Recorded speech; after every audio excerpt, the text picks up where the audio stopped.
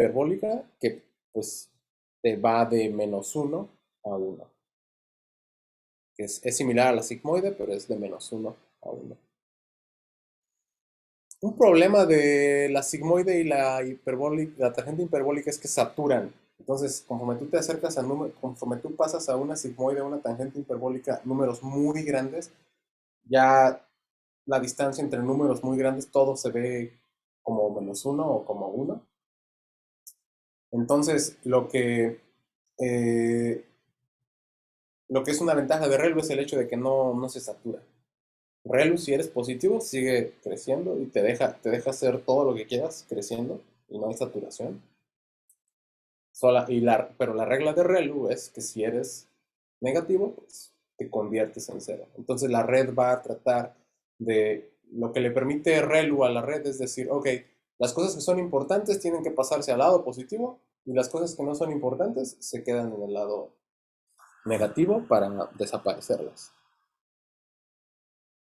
Y nuevamente, ReLU, por esta forma en que opera, en que convierte muchas cosas en cero y unas cuantas a positivo, se dice que es una representación dispersa. Recuerden que hablábamos de las representaciones dispersas y versus densas. ¿Se acuerdan que esto es un poco una tangente, pero se acuerdan que las etiquetas de la tarea que acaban de hacer eran 0, 0, 1 y nada más había un 1 donde estaba la etiqueta verdadera de la clase verdadera? Esa matriz que tenía muchos ceros y un 1 por hilera, ¿sería una matriz densa o dispersa? Dispersa. Dispersa, exactamente. Entonces, ese es otro ejemplo de una representación dispersa en estos modelos. Eh, Hasta aquí estábamos hablando de una red neuronal de una capa oculta, pero también hablamos de cómo podíamos agregar más H's y así es como llegas a una capa, a una red neuronal de muchísimas capas ocultas. Esto es lo que se conoce como los Feed-Forward Neural Networks. Un Feed-Forward Neural Network es una red neuronal que tiene al menos una capa oculta, pero puedes tener muchísimas capas ocultas. Y pues nada, esas son las redes neuronales. Entonces voy a mostrar un poquito de matemáticas y ya después vamos a pasarnos al código. Pero antes de eso, Gerardo, cuéntame qué onda. Perdón, nada más quiero rectificar si entendí bien. O sea, Ajá.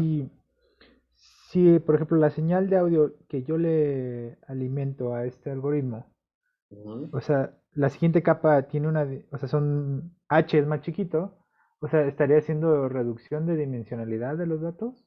Exactamente, sí. Esa lo que decías que era compresión, o sea, como que irlos. Ah, estás comprimiendo la Y, información. y un caso inverso sería aumentación. No sería aumentación de datos como lo hablamos, sino que sería una expansión del número de características. ¿Expansión de qué, perdón? Del número de características. Ah, ok. Porque cada muestra en una señal de audio, si es lo que Ujú. pasas a una red, es una característica. Ajá, ok. ¿Sí? Va. Sí. Bien, bien, bien. Más preguntas, por favor. Esto es muy, muy crítico que lo exploren con sus pensamientos, no solo con los míos. Porque yo les puedo decir aquí lo que se me ocurra, pero eso no significa que es lo que necesiten escuchar. Yo tengo una pregunta para seleccionar, por ejemplo, el número de neuronas de la capa oculta y la cantidad de capas. O sea, hay un trade-off entre eso. Por ejemplo, ¿puedo poner menos neuronas y más capas? ¿O más neuronas y menos capas? ¿O de qué depende la elección de eso? Estás haciendo la pregunta del millón. En resumen, es a través de la validación cruzada. ¿Se acuerdan que tenían un for loop para el valor de la regularización y otro ciclo para la tasa de aprendizaje era? Si ustedes deciden agregar una capa oculta más, van a tener que tener otro ciclo para explorar el número de neuronas que debe tener esa red. Entonces, si antes se tardó, ¿cuánto se tardaron explorando el espacio de los hiperparámetros? Si se tardaron un día, pues ahora se van a tardar un día y medio, porque ya van a tener más cosas que explorar.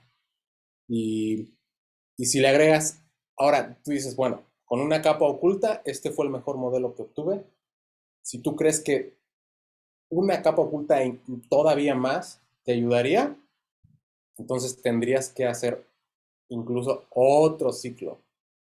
Pero la regla general, que esta regla tómenla como una recomendación muy generalizada, es que mientras más profunda es una red neuronal, más, iba a decir una mexicanada, más mejor. Pero si es, o sea, la profundidad le ayuda a las redes. Es una de las cosas que se ha visto más y más y más. Ahora, no significa que desde el inicio te vayas y le pongas 100 capas ocultas a tu red y ya va a funcionar. No, eso es algo que tienes que explorar. Quizá empezar con 2 capas ocultas es algo razonable. Si no sirve, pues ponle una más. Pero también el tener una capa oculta te da un poder increíble, porque antes tenías tu número de características y tu número de clases y no tenías ninguna otra capacidad de pasar de aquí a acá. Ahora tienes tu número de características, tu número de capas ocultas y ahí puedes hacer expansión del número de características en la capa oculta o compresión de lo que tenías al inicio. Y yo tenía otra, perdón, yo tenía otra pregunta complementaria. ¿Cada capa oculta vale la pena que haga una cosa diferente? ¿O puedo tener capas ocultas que hagan lo mismo y aún así me ayude a mi modelo? Bueno, cuando tú entrenas un modelo así como lo vas a hacer en la tarea, por ejemplo, tú no tienes control de lo que está haciendo la capa oculta, más allá de aplicarle regularización. O sea, tú puedes aplicar regularización para que no vaya a explotar o convertirse en números muy locos. Pero tú estás hablando como que tú quieres controlar qué hace cada capa oculta. O como por ejemplo, si el tipo de función que aplica la capa oculta Ah, sobre ya. los datos, si vale la pena repetirla en otra capa, por Ah, ejemplo. ya, ya. Como tener 2 sigmoides, una Por después de ejemplo, otra. si vale la pena o no aporta mucho. Sí, o sea, ¿se acuerdan que tenían un ciclo para el número de neuronas en la capa oculta? Ese ciclo lo van a tener que repetir para sigmoide, para hiperbólica, para ReLU. Entonces, su búsqueda de hiperparámetros, todos estos son los hiperparámetros, se va a volver en un monstruo que, o sea, si antes estaban domando un caballo, ahora van a estar domando un dragón, ya, de múltiples cabezas y así bien feo. ¿Qué más? Muy buenas preguntas. Voy a mostrar el iPad, pero eso no significa que ya dejamos de tomar preguntas.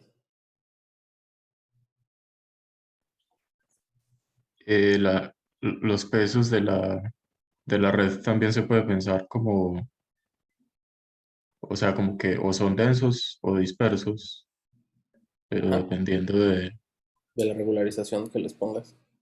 Ajá. Sí. Y todo eso de la regularización también depende de qué quieres que haga la red. O sea, si tú quieres que tu red, estábamos hablando de que las etiquetas eran ceros y unos. ¿Se acuerdan cómo les decía que hasta ahora las etiquetas que hemos visto son muchos ceros y unos? Si tú quieres que tu red te genere esos ceros y unos, quizá la mejor regularización que puedes aplicar en la capa que genera esos valores, o sea, al final, es una regularización L1.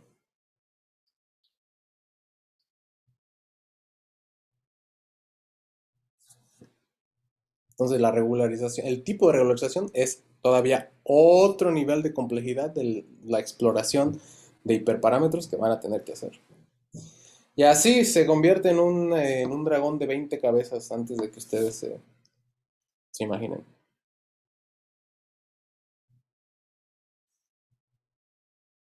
Yo tengo duda de si ya existen Ujú.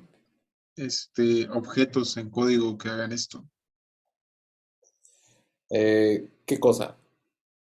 Pues que nos trace como o sea, que nosotros simplemente digamos, ¿sabes qué? Quiero una red neuronal de n número, cantidad de capas, etcétera, con el normalizadas L2, sin hacer el desarrollo de código que hemos venido haciendo, por ejemplo. La respuesta es sí, y no solamente la respuesta es sí, sino que a partir de hoy, así es como vamos a hacer los modelos. Ya no vas a hacerlo tú desde cero. Entonces ya olvídense de ese dolor.